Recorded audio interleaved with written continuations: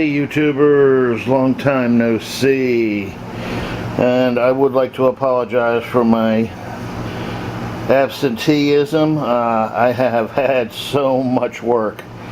4 new websites came in and they all wanted them real quick, and I had a couple of out jobs, some security systems to install, and I'm still working on a couple of the tail end of some of the websites, and I still got to finish up on some of the security system jobs, and I got another couple of jobs coming down the road here too. So I do apologize for the lack of videos, but you know, life steps in every once in a while, and we do have to pay the bills, so unfortunately that's the way it is. At any rate, I had a few minutes and I thought I would shoot a real quick one for y'all.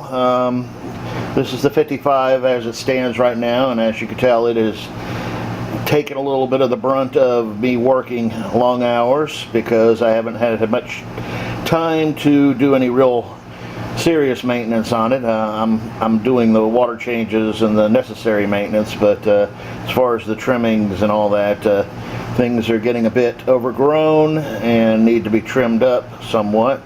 The surface vegetation is getting pretty thick, as you can see, and I definitely need to get in here and spend some time and give this tank a little bit of, all the tanks a little loving. But everything's doing fine. I mean, the fish are doing fine. There's no major deal to them. Of course, they think they're going to be fed right now. They're all out, you know, hey, come on, Dad, put some food in here, which I will do shortly after I finish this. Moving over to the 40 gallon, once again, same kind of situation. Overgrown.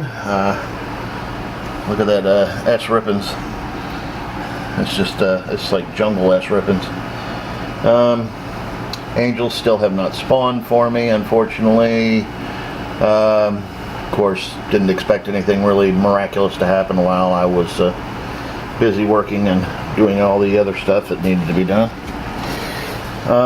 20 gallon down here, I got to get in there. You can see all the small apistos that are getting to be big apistos, and as soon as I can clear them out, they'll probably start breeding again and producing more babies. But I'm gonna have to spend, might do that this afternoon, because I've kind of cut off my work day for today and just decided to dedicate some time to the fish and other projects that need to be taken care of. But moving on over to here, these guys, for those of you who haven't been checking my Aquabid channel or my Facebook page, they are on special right now. I believe through next weekend. $10 a piece. $10 a piece, guys. You need to jump on it, because after the sale goes out, and I believe it's next weekend is the last weekend, or through next weekend, or up to next weekend, I'm not sure. You'll have to go to the Aquabid site to take a look at it. I am Indie Bird on Aquabid. So go to Aquabid, go down into the Apisto, South American Apisto section, and look for Indie Bird. And that's me. And you'll find them for $10. And trust me, they are not going to get any cheaper than that. Over here with the GBRs, these are the first batch babies. As you can see, they are getting some size on them and looking stunning, except for this one little runt over here. I'm not sure what I'm going to do with him, but I will probably be putting some of these up for sale real soon, and we're going to be looking at some of the other batches here shortly.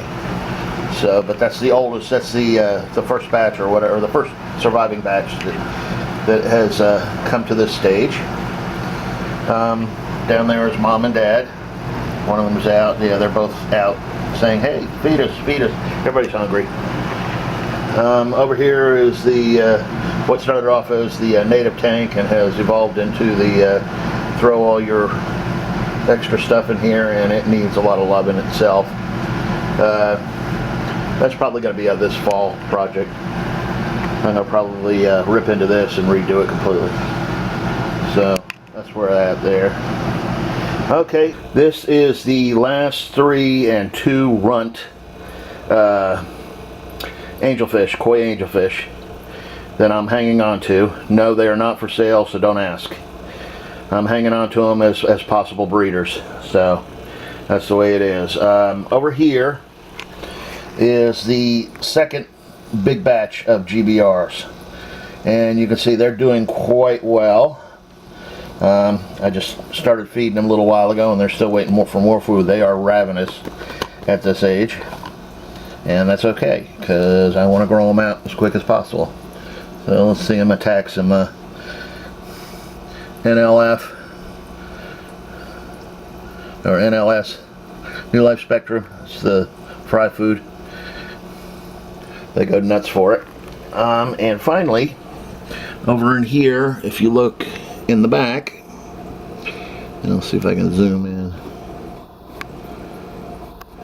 I don't think this is going to focus real well, but you can see all the last batch babies. They're hanging around there at the back. And I know it doesn't look like it, they just look like a bunch of lumps on the thing, but you can see, there they go. They are alive. They're just still in that very cautious mode at that age where if they see any movement and they're not sure what it is, they freeze. So that's kind of where I'm at now. I'm still doing the baby brine shrimp, cooking it up for them, for the youngest babies. I think in about another couple of days or whatever, that's going to shut down. Having a little success. I just saw a video with Dave Ramsey in it where he was having fantastic success with his growing out the adult brine shrimp, and I haven't had quite as good success. I need to get with him and see if I can figure out what he's doing to make the secret sauce. Might just be the feeding. I think I need to feed him more, but you know, we'll get that straightened out. We'll get that working out. The white worm cultures have really come into play, doing real well in the wine cooler, and actually I'm actually starting to feed with them now. They are really producing well. On the bad side, the grindle worm cultures have been invaded by fruit flies, and right now they are sitting outside in my backyard with their lids off, and I'm hoping to excavate some of the fruit flies, let them fly out into nature. And I'm looking for ways to get rid of fruit flies out of a grindle worm culture. So please, if anybody's had any experience in this, please leave notes or comments or whatever down in the comment section below, please. And if not, hit me up with a personal message, or IM me, or email me at paulsplantetaquariums@gmail, whichever. If you know how to get rid of fruit flies out of a grindle worm culture, or any worm culture for that matter, they are being raised in the coconut husk bed. So best ways to handle this, because I really don't want to trash my cultures. I mean, I want to save a culture out, and I don't want to have to really start over from scratch by just, you know, getting some worms out, putting them in a small culture, and then just nuking the 2 that are infested. I know that's a good way to get rid of, you know, I mean, but you kill the worms too. You just put them in the microwave and heat them up real hot, and it kills anything that's alive in there. I know that trick, but I mean, I'm kind of trying to salvage the culture, because it's doing well. Both the cultures are doing well. They're packed with worms, but they're also packed with the fruit flies. So need to get rid of those guys. Very annoying, very, very annoying. If you haven't experienced yet in one of your cultures, you will. If you keep a culture, they will find you. So, at any rate, that's kind of where I'm at, people. I got a lot of projects and a lot of videos that I want to shoot, and really would love to have the time to shoot them, and I really do apologize, but work comes first. Got to pay the bills. You know, I'm going to do the best I can to get some more videos out to you real soon. I'm hoping that, well, it's football season. Matter of fact, I got to do an update on a couple of my couple of my lounge and bar and restaurant sites, because you know we got all the football hullabaloo going on, and so that's going to keep me busy for a while too. So for the next month or so, or at least up into November, I'm gonna probably be pretty busy, guys. So I apologize for that ahead of time, and I will do what I can to try to find some time to drop a video in every once in a while. But please don't abandon me. I'm not going anywhere. As soon as this all this craziness settles down a little bit, more towards Christmas, I promise that I will do my best to get more videos up, because things usually slow down around Christmas and first of the year until spring, you know, till it starts to get warmer again, and then everybody decides they want to spend their tax money, tax returns, and do updates and all that kind of stuff. So I usually have a couple of months break in there. So, okay, well, I'm rambling.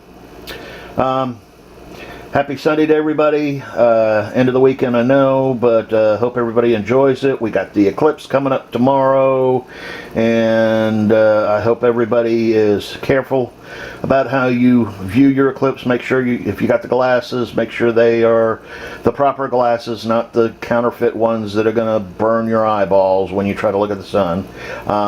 For those of you not in the know, it is safe to look at the eclipse once it reaches total coverage.